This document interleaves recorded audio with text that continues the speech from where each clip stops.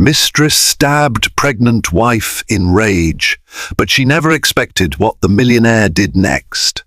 An echo of thunder rattled the tall windows that night, hinting at the storm of revelations waiting to unfold. Little did anyone know that behind the ornate gates of the Carter estate lurked a jealousy more lethal than lightning. With the city's elite gathered for a lavish soiree, the stage was set for a betrayal so shocking it would unearth carefully guarded secrets and shatter the illusions of a perfect marriage. Hidden in the shadows, one woman's rage was about to descend upon an unsuspecting victim, forging a path of vengeance and heartbreak that no one could have predicted tonight. In the affluent neighborhood of Glendale Heights, the Carter estate stood as a symbol of both opulence and an unattainable dream. Its tall gates, surrounded by perfectly trimmed hedges, beckoned visitors into a world ruled by lavish soirees, polished marble floors, and gleaming chandeliers. For years, James Carter, a millionaire born into generational wealth, maintained an enviable reputation among the city's elite. People whispered about his business acumen, his philanthropic efforts, and the marriage that seemed too perfect to be true. James's wife, Emily Carter, was pregnant with their first child. The news had swept through Glendale Heights like a warm breeze, bringing hopeful smiles to friends and acquaintances who admired the Carters' seemingly unbreakable bond. Emily, a beloved school teacher before her marriage, had put her career on pause to focus on this new phase of her life. She was radiant with maternal pride, her every movement suffused with the quiet excitement of impending motherhood. Standing at James's side, Emily appeared unshakable, her trust in her husband unwavering. Behind the smiles and the show of unity, however, subtle cracks began to form. Emily felt them in fleeting moments.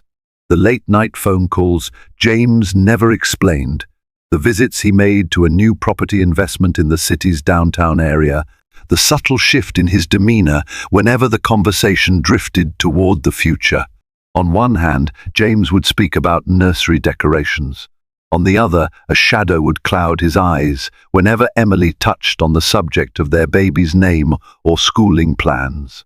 She tried to rationalize these observations, telling herself that James was just nervous about becoming a father or overwhelmed with his business deals. At the Carters' annual masquerade ball, an event so elaborately organized that it set the city's social calendar, Emily first saw Aria.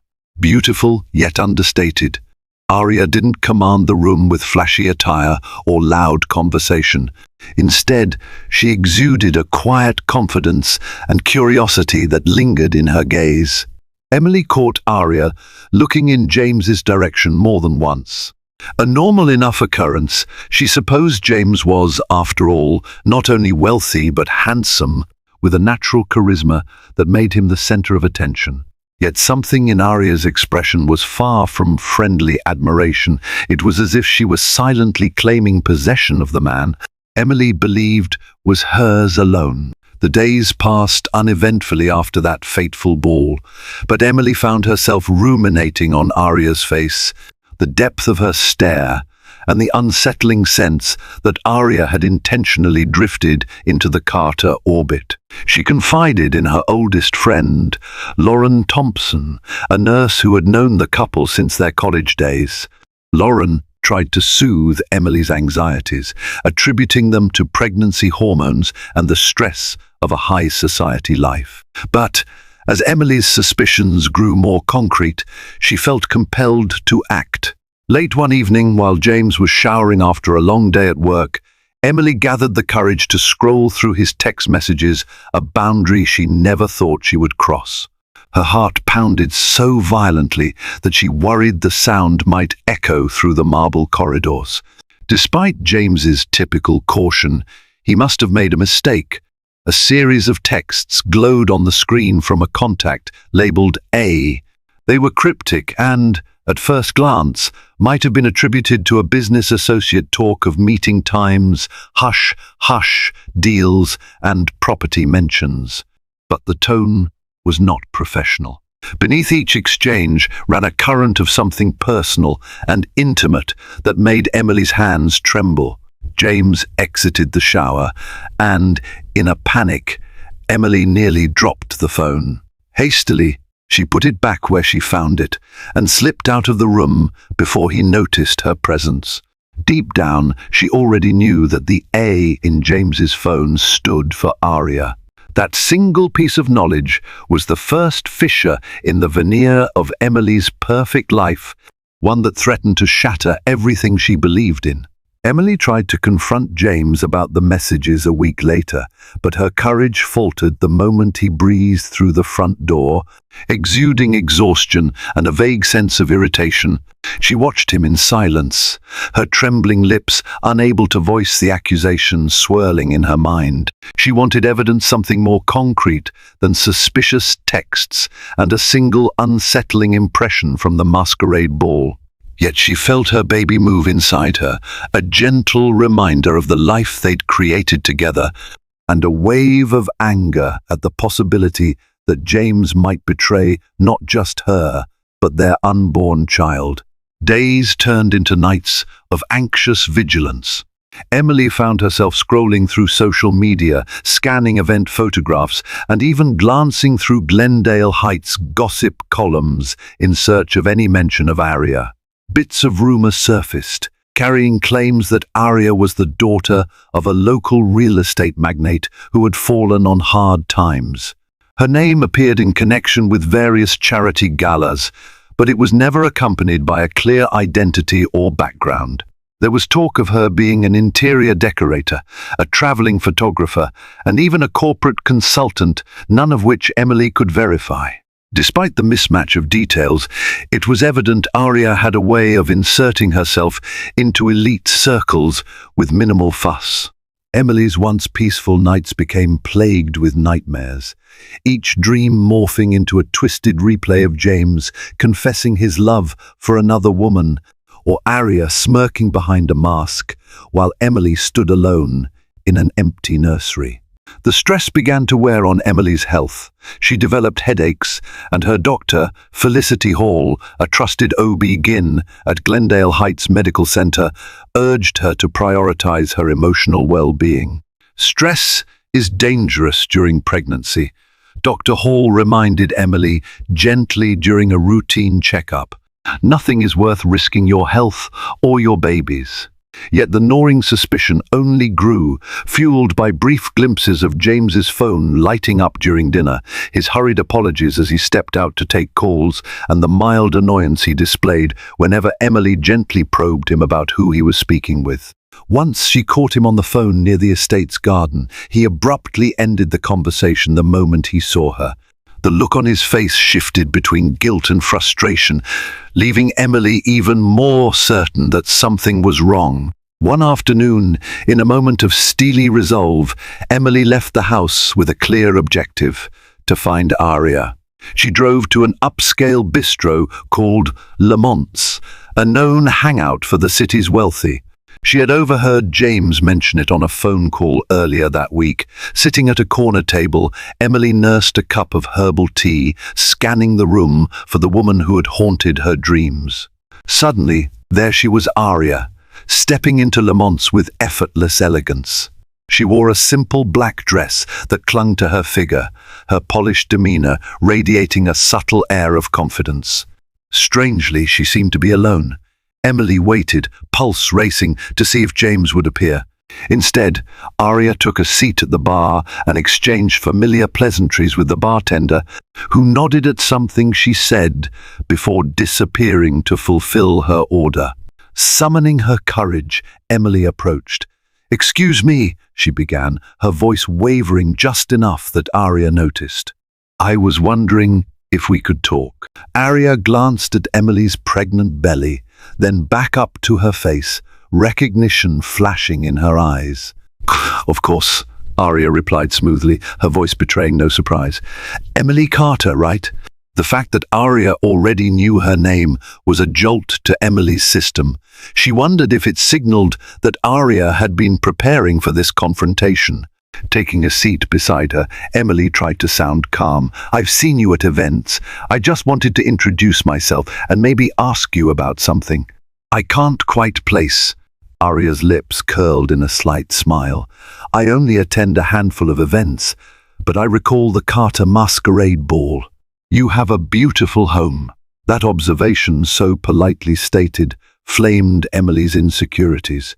She took a breath, glancing at Aria's manicured hands, the flawless makeup, and the subtle yet unquestionably expensive jewelry. The resentment that had built up within Emily threatened to erupt, but she fought for composure, reminding herself that she needed the truth before she gave in to fury. "You're being so formal," Emily said quietly, "but I have to ask, do you know my husband, James Carter?" The question hung in the air, and time seemed to slow. Aria took a sip of the cocktail placed before her, a practiced movement that gave her a moment to choose her words. "We've crossed paths," she said at last, "strictly in a business context." Emily's instinct screamed that Aria was lying. She saw it in the brief hesitation, the flicker in Aria's eyes. Yet, as if mocking Emily's attempt at confrontation, Aria maintained a front of cordial detachment. Pushing further, Emily pressed. "And that business would be?" A flicker of annoyance crossed Aria's face. "You should ask your husband if you have questions, Mrs. Carter. He would know best how to explain it." Her tone remained polite, yet it carried a note of veiled challenge. The tension between them was unbearable. Emily could feel her heart pounding in her ears, the very air thick with unspoken accusations. Struggling to keep her composure, she quickly apologized and left, unsettled by the encounter. Every fiber of her being wanted to scream at Aria, to accuse her of being the reason James was pulling away.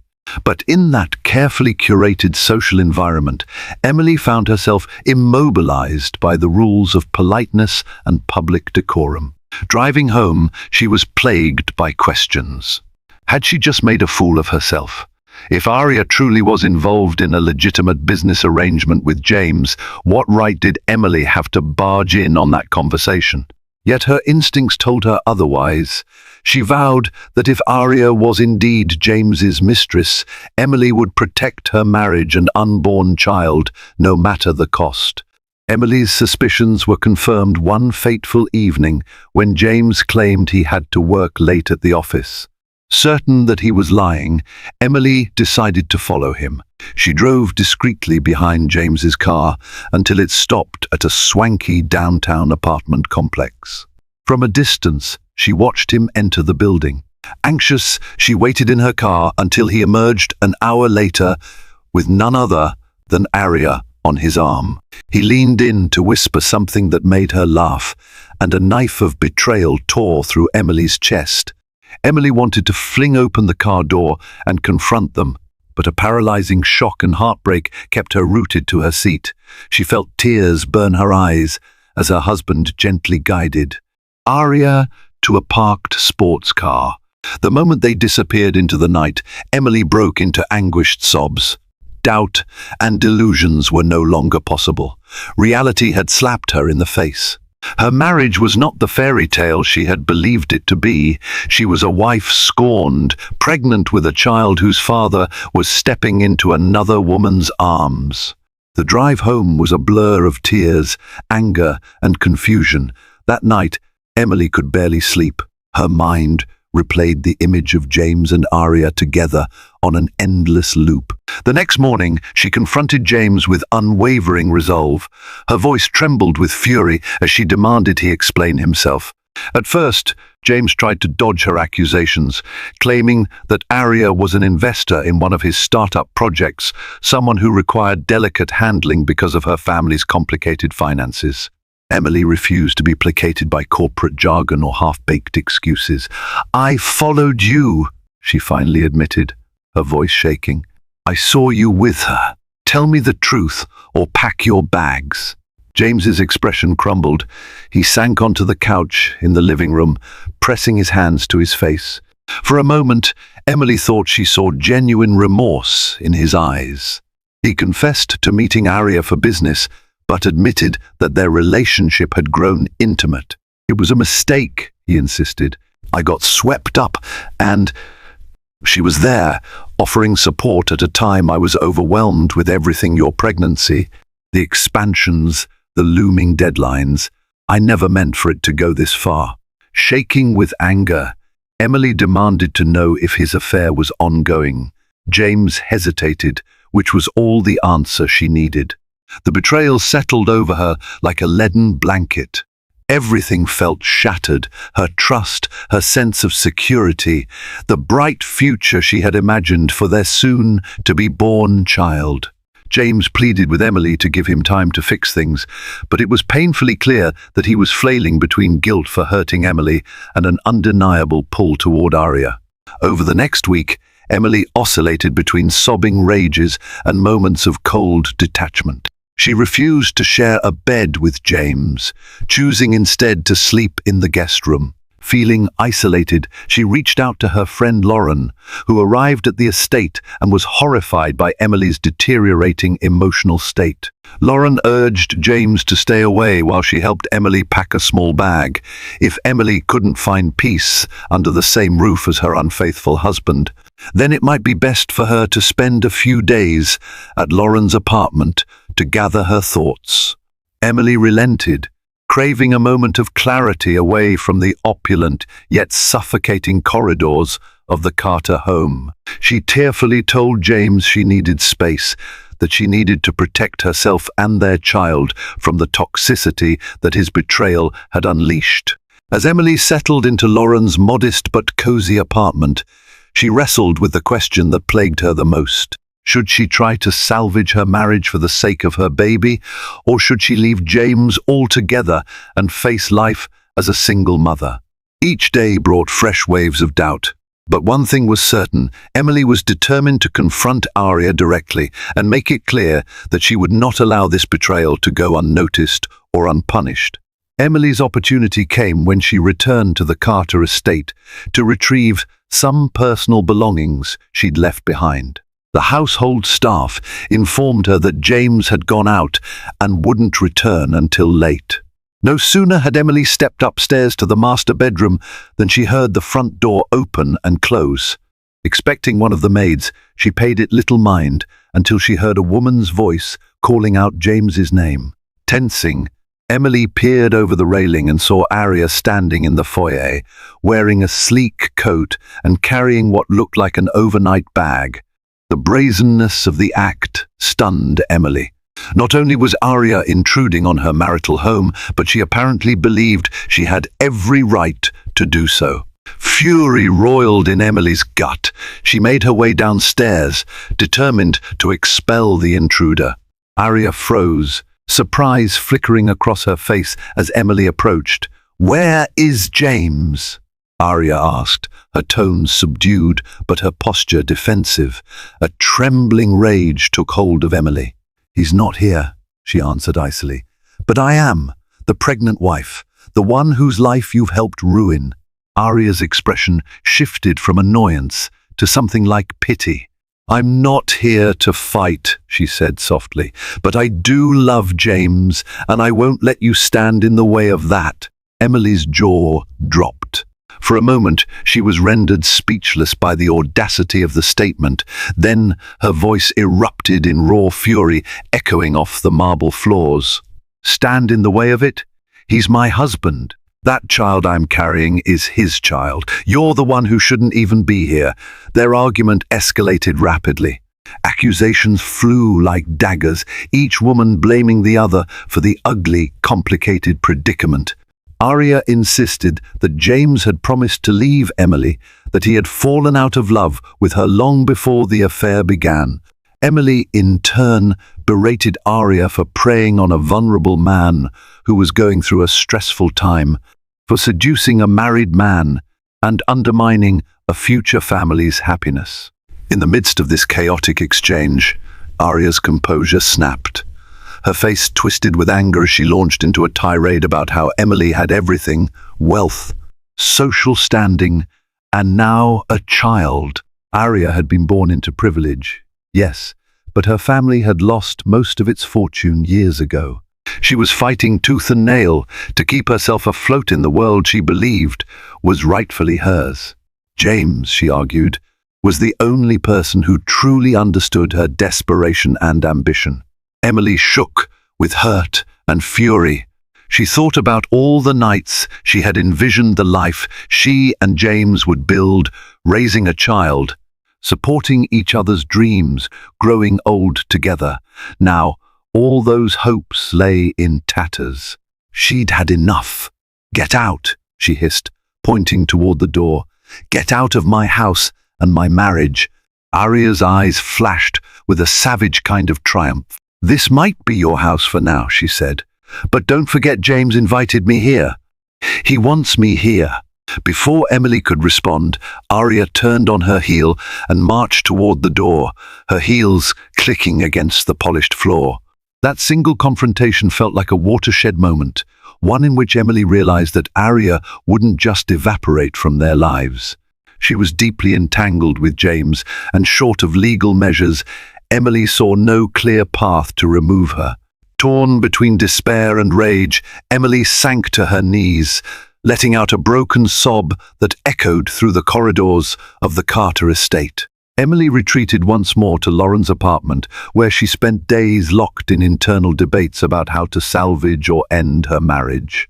James called repeatedly, leaving messages that ranged from tearful apologies to angry demands that she return home. At times, Lauren took the phone and warned James to stay away until Emily had made a decision. One afternoon, Emily found an envelope slipped under Lauren's door. Inside was a letter from Aria. The note was brief, but dripping with arrogance. "Emily, I wanted to apologize if my words seemed harsh. The last time we spoke, the truth is that James has grown distant from you, and we're building something that fulfills him in a way you never could. I know how it feels to be desperate, so I extend my sympathy. But remember, no relationship stays the same forever." Emily stared at the letter for a long time, her fingers trembling. That anyone could be so cruel made her stomach churn with nausea and fury. It was as if Aria was taunting her, daring her to admit defeat. Later that evening, Emily's phone buzzed with a text from James. "I'm sorry. Let's talk. Meet me at Glendale Heights Park tomorrow at noon." Her immediate reaction was anger, but a part of her needed closure or at least clarity. She owed it to herself and her unborn child to see if James could be honest. The next day, Emily arrived at the park. She spotted James sitting on a bench near the lake, staring at the water with a troubled expression. For a brief moment, she remembered the man she had fallen in love with, the one who had once brought her to this exact spot to propose under the glow of fairy lights. Now, the distance between them felt immeasurable. Without preamble, Emily approached. "What do you want?" she asked, refusing to soften her tone. James turned, and she saw that he looked haggard, with dark circles under his eyes. "I want to fix this," he began. "I want my child to grow up with two parents who love them. I know I made a mistake, a huge mistake, but I'm willing to do whatever it takes." Emily's anger flared. "You're willing to do whatever it takes? How about ending your relationship with Aria?" James hesitated, his silence speaking volumes. The wind rustled the autumn leaves around them, filling the emptiness of that pause with nature's whispered accusations. Finally, he said, "I don't know if I can just let her go. I'm conflicted." Emily could almost hear her heart splinter. "You're choosing to be conflicted over your wife and child? You're actually debating whether you should leave the woman you had an affair with." James raked a hand through his hair, frustration evident. "It's not that simple, Emily. You have everything. Aria doesn't. She's—" Emily interrupted him, voice trembling with disbelief. "Are you hearing yourself? You're prioritizing your mistress's emotional needs over your pregnant wife's well-being." He reached for her, but she pulled back. Tears stung her eyes, and she hated him for making her feel so powerless. "I'm done," she managed to choke out. "If you can't choose us, then I'll make the choice for you." She turned on her heel and left, ignoring his calls for her to wait. She felt that any moment she lingered would only deepen the pain. Despite her brave words, that night was one of the hardest of Emily's life. She collapsed into sobs, comforted only by Lauren's unwavering support. What haunted her most was the sense of looming danger.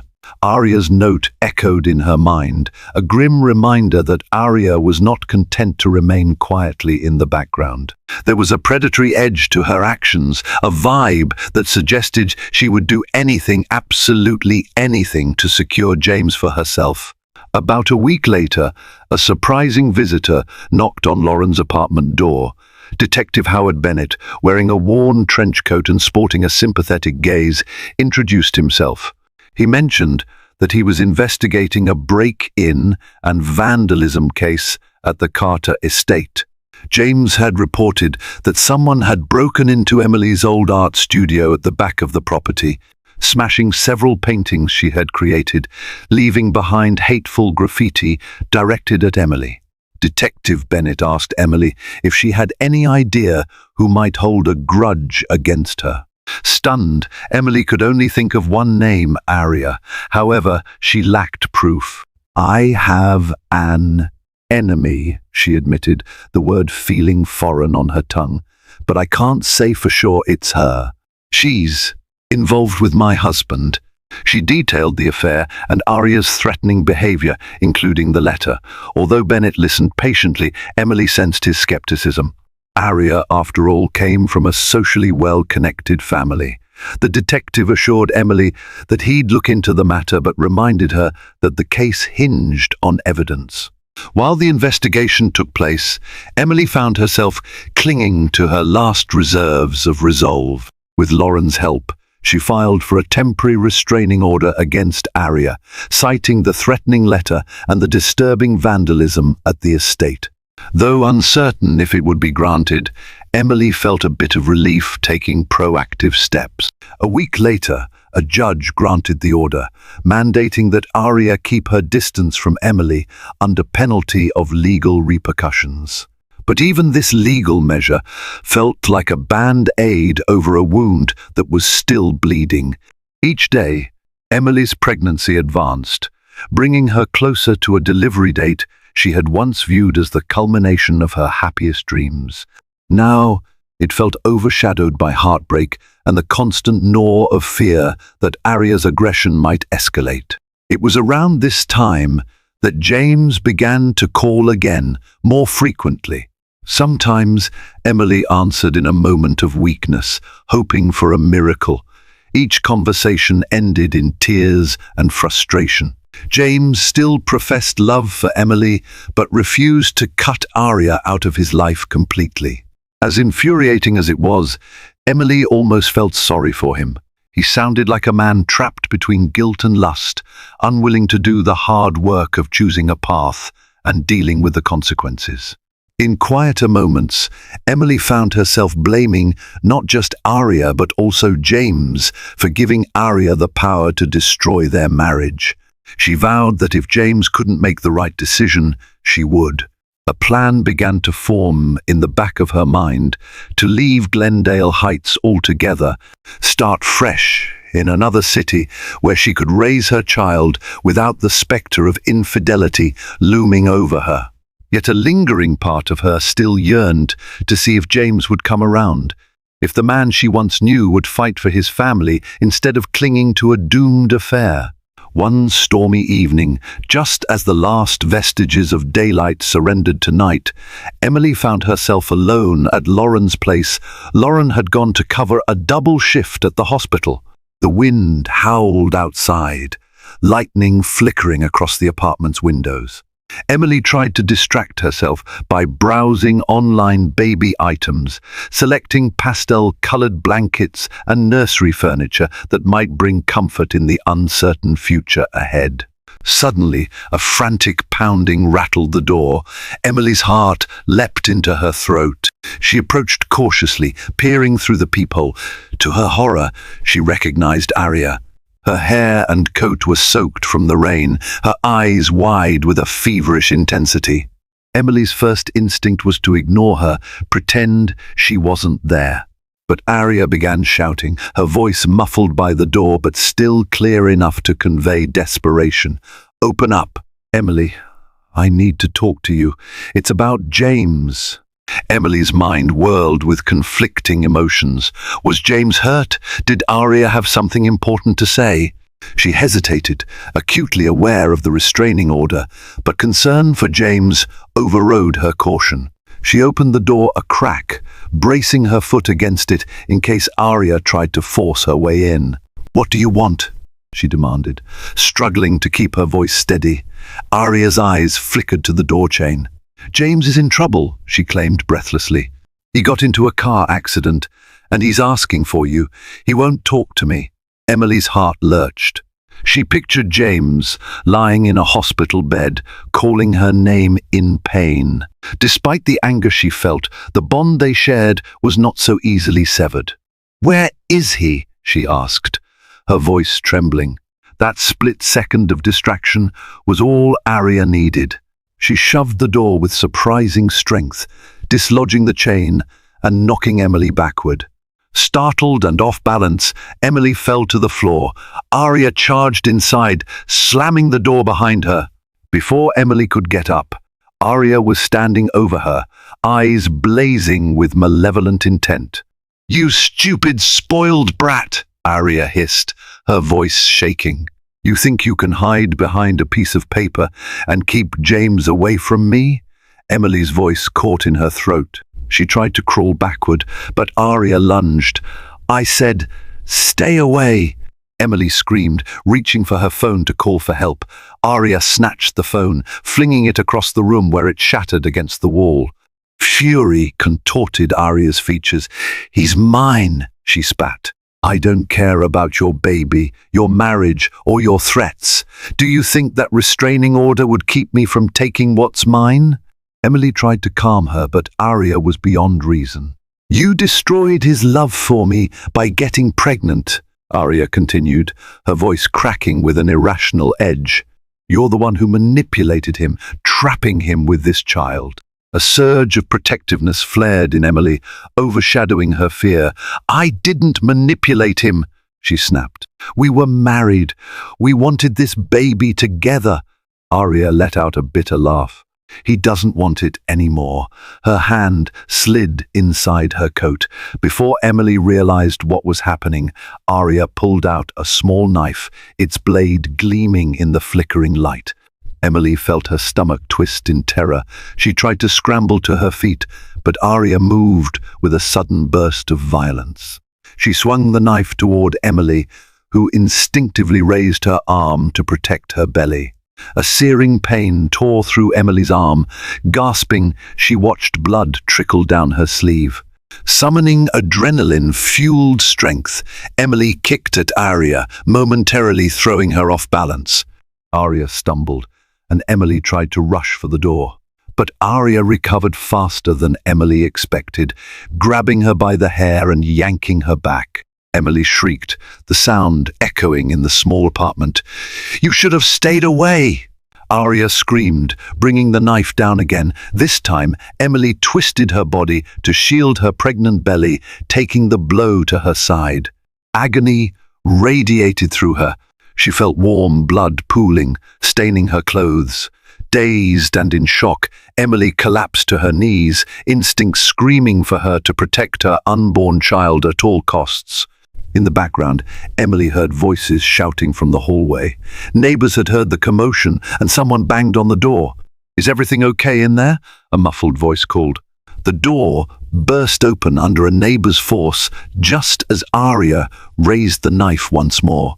Panicking, Aria turned and fled through another exit, a small balcony door that opened onto a narrow fire escape. As the neighbors rushed in to help, Emily clutched her belly, tears streaming down her face. She felt the baby move faintly, a relief so profound that she broke into a sob, even as pain flared mercilessly. Blood stained the floor around her, and darkness threatened to close in. Someone called an ambulance, and sirens soon pierced the night. Emily held on to consciousness with every ounce of willpower, silently begging her unborn child to stay strong. When Emily next opened her eyes, she found herself in a hospital bed, hooked to the fourth. Lauren sat beside her, clasping her hand. A surge of gratitude washed over Emily at the sight of her friend's worried but comforting presence. Dr. Felicity Hall entered, her gentle face marred by concern. "You're lucky," she said softly. "The wounds are serious, but you and the baby are stable. We had to give you a transfusion. You'll need time to heal, physically and emotionally." Emily nodded weakly, tears of relief gathering in her eyes. I was so scared," she whispered, voice shaking. She glanced down at her bandaged side and arm, wincing at the memory of Aria's blade tearing through her flesh. A uniformed police officer, accompanied by Detective Bennett, appeared at the doorway. Detective Bennett's normally stern face was suffused with sympathy as he took in Emily's condition. "Miss S. Carter," he began, "we've issued a warrant for Aria's arrest. Your neighbor's statements corroborate your account. We'll find her. Where is James?" The question slipped from Emily's lips before she realized she'd asked it. Lauren squeezed her hand, as if apologizing.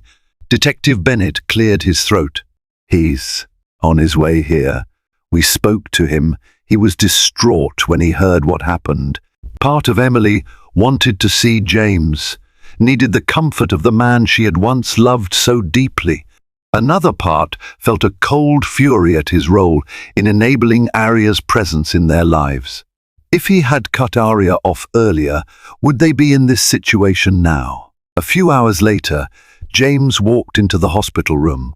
He looked drawn and haggard, as if he hadn't slept in days. Guilt hung over him like a storm cloud. Emily refused to meet his gaze at first. Instead, she stared at the sterile white walls, replaying the harrowing events in her mind. "I'm so sorry," James croaked, his voice heavy. "I never thought Aria would do something like this." Emily swallowed hard, her voice trembling with a mixture of pain and anger. "But she did. Because of you, James. Because you couldn't let her go." He fell to his knees beside the hospital bed, tears brimming in his eyes. "I know I've made terrible mistakes. I swear I had no idea she was capable of violence. I was going to end it with her. She wouldn't. She wouldn't accept it." Emily closed her eyes, feeling drained beyond measure. "I don't know how to trust you anymore. She tried to kill me, James. She tried to kill our baby." He bowed his head. "I'll do anything," he murmured, voice cracking. "Anything to make this right." But the damage was done. Emily felt a profound emptiness, an unbearable weight of betrayal, fear, and heartbreak. She knew she wasn't ready to forgive. The stabbing had ripped open not just her body, but the illusions she had harbored about her marriage. As James hunched over in remorse, Emily felt only a hollow ache, uncertain if time or love could ever mend what was now broken. Aria was apprehended 2 days later at a motel just outside Glendale Heights. The story of the millionaire's pregnant wife stabbed by the mistress spread through local media like wildfire. Gossip columns feasted on every salacious detail, painting Aria as an unhinged gold digger who targeted James Carter for his wealth and influence. Overnight, Aria's social standing disintegrated.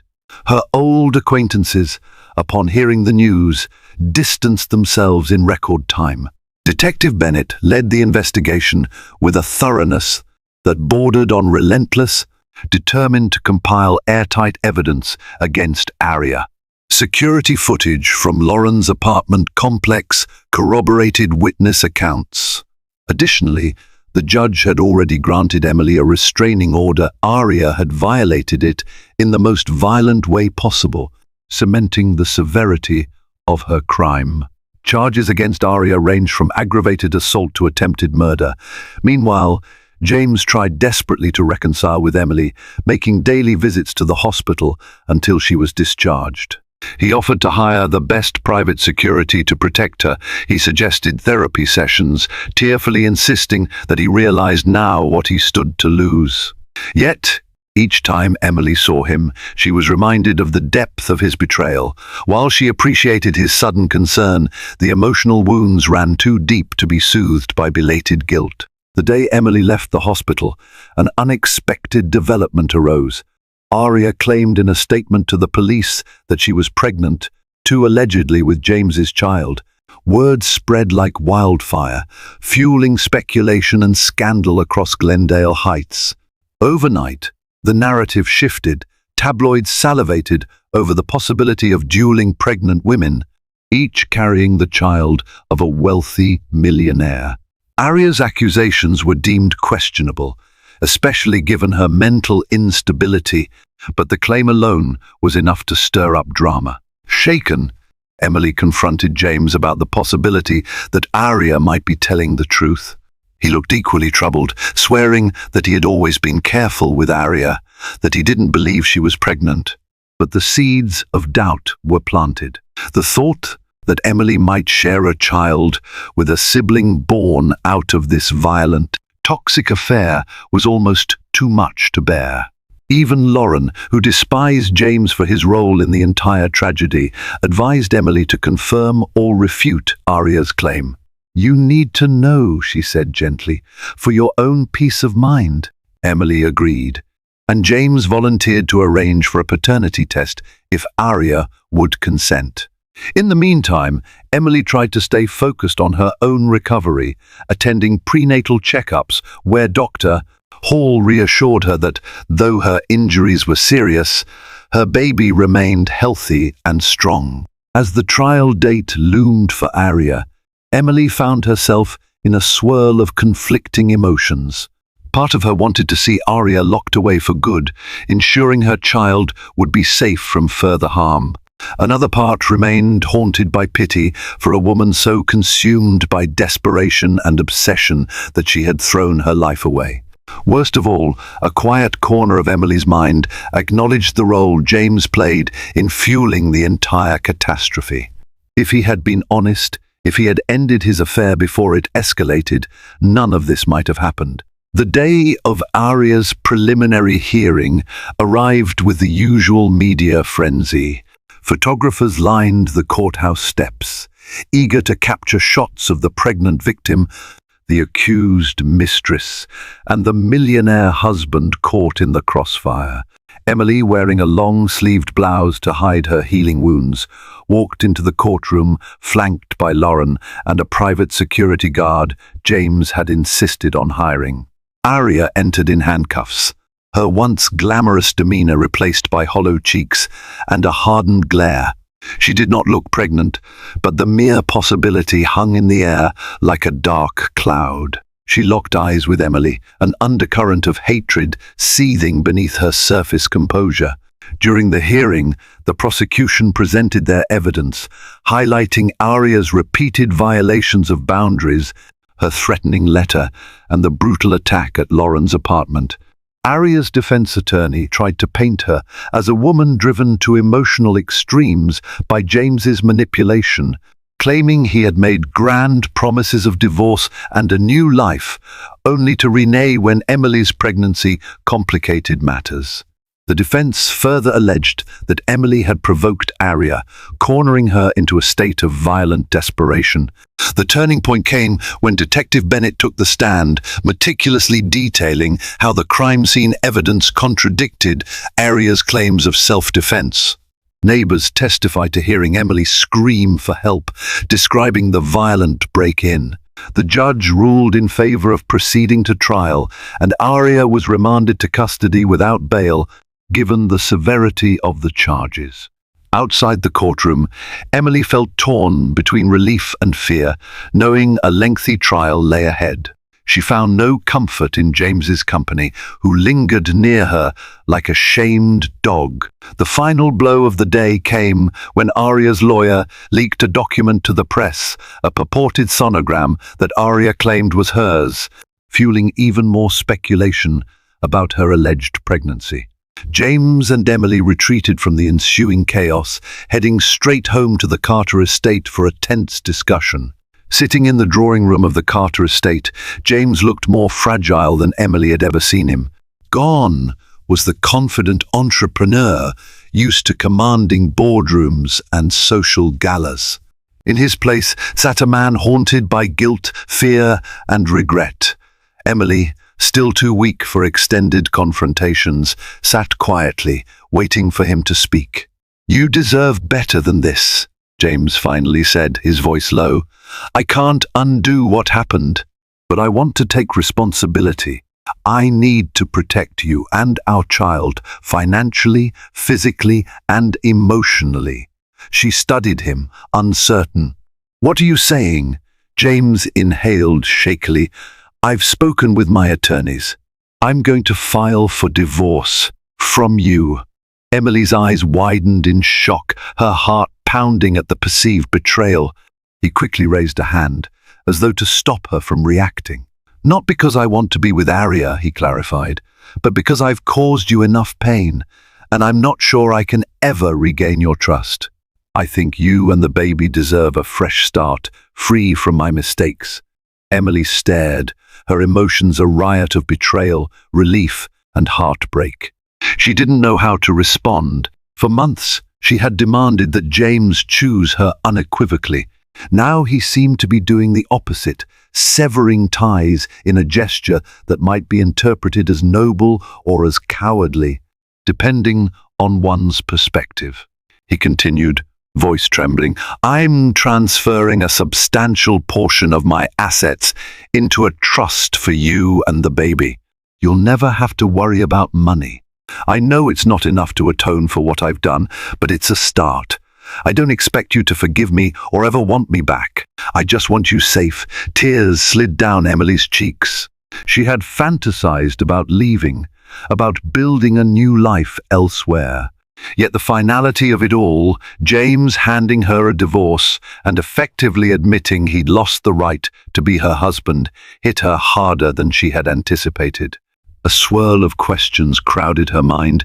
Was this truly the best path forward, or was it another impulsive decision fueled by guilt? "I never wanted your money," she whispered, her voice thick with tears. "I wanted your love, your loyalty." He nodded, gaze downcast.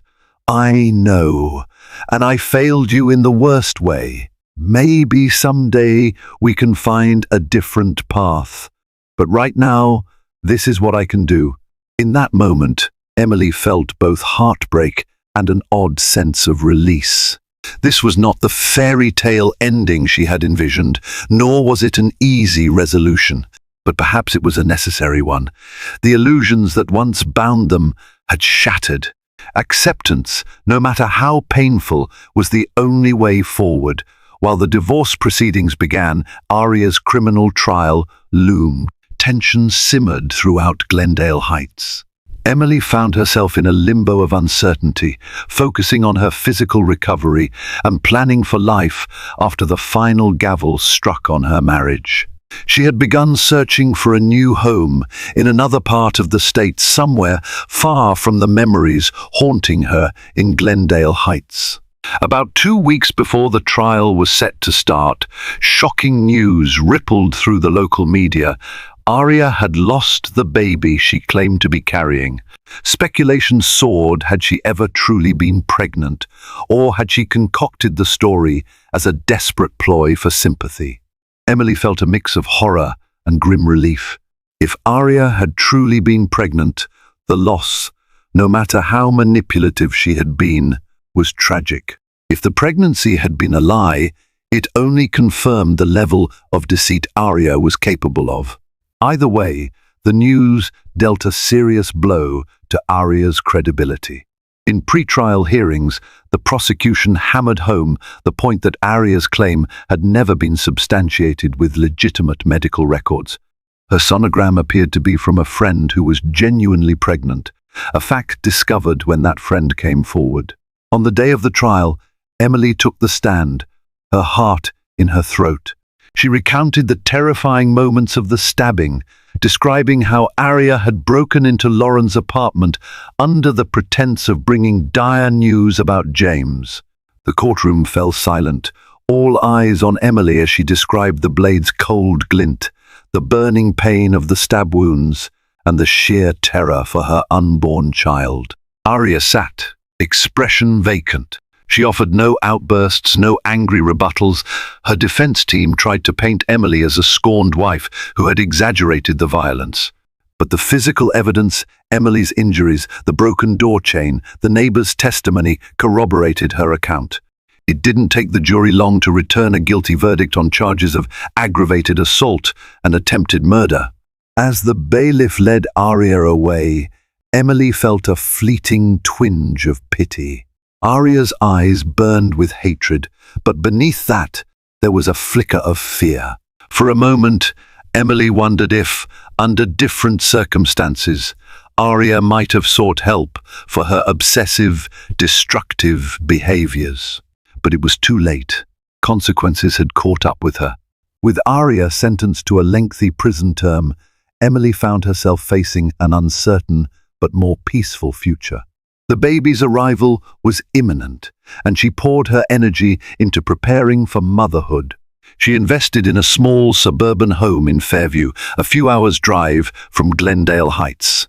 It lacked the grandeur of the Carter estate, but its cozy warmth felt far more comforting than any mansion. James followed through on his promise, finalizing the divorce and setting up a trust for Emily and the baby.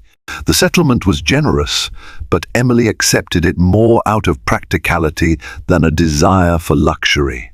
She wanted her child to have financial stability, free from the burdens James's affair had thrust upon them. On a crisp winter morning, Emily went into labor. Lauren was by her side the entire time.